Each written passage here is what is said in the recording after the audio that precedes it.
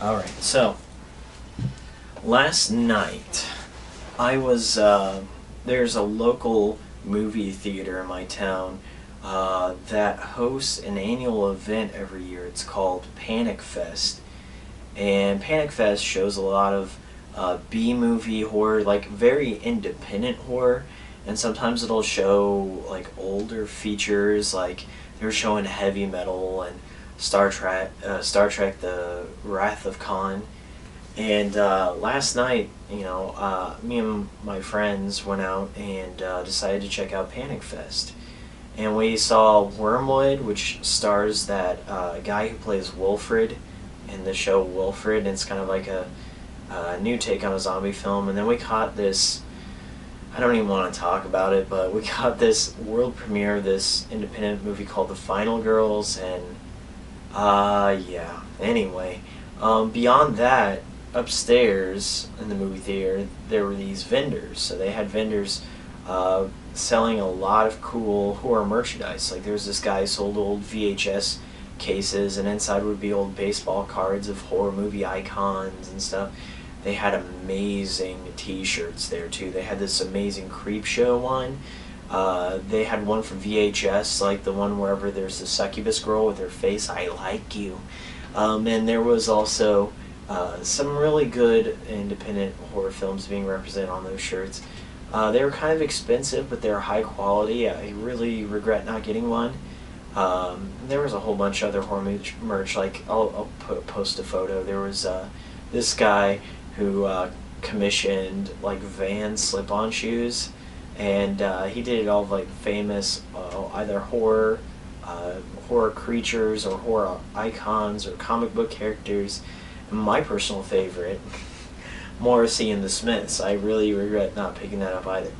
The reason I didn't pick up anything else was because I look over at this table, and on this table they had a copy of Silent Hill Homecoming for the 360, and it was open, like, to display, to show it off. And I was like, why is that there? Are they just, playing it or something to get in the mood of Panic Fest? And there's this guy who looked a lot like Guy Seehey, but it wasn't. His name was Andrew E. Hold on. Okay.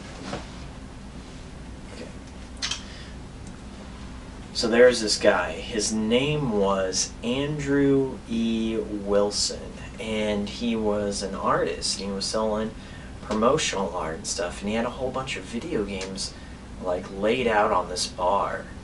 And I was just like, so what are you selling here? And he goes, well, I'm a game designer. I design levels and I design artwork for video games. And I was like, any games I heard of? He goes, well, I designed level 8 or level 7 of Silent Hill Homecoming. I designed all the sewer levels. And I was like, I remember those.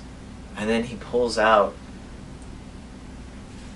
this giant cell here of this is everything. He 3D modeled and created all the texture mapping of everything you see here.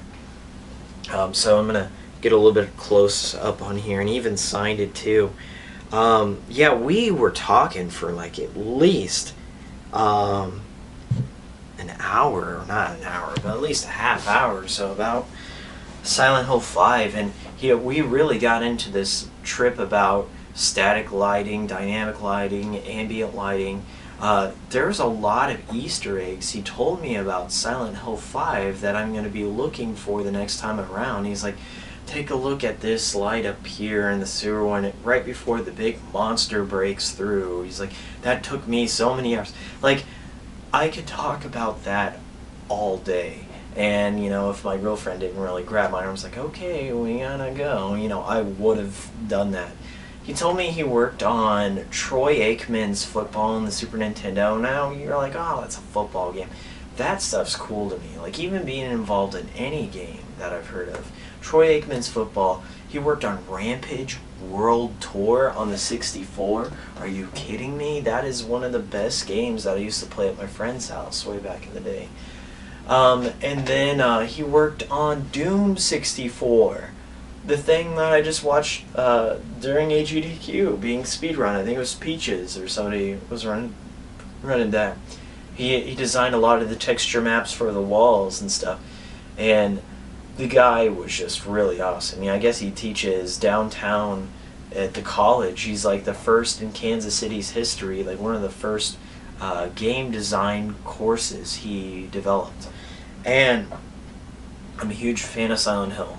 And it even says Silent Hill 5 up here, back when it was Silent Hill 5. You know, I asked him questions. I was like, did you know Tom Hewlett? And he's like, oh, yes, and the director stuff. I was like, so, you know, talk to me a little bit about how it went through so many changes and stuff, because I heard that Silent Hill Homecoming started off as more of like this crazy supernatural Dragon Ball Z thing.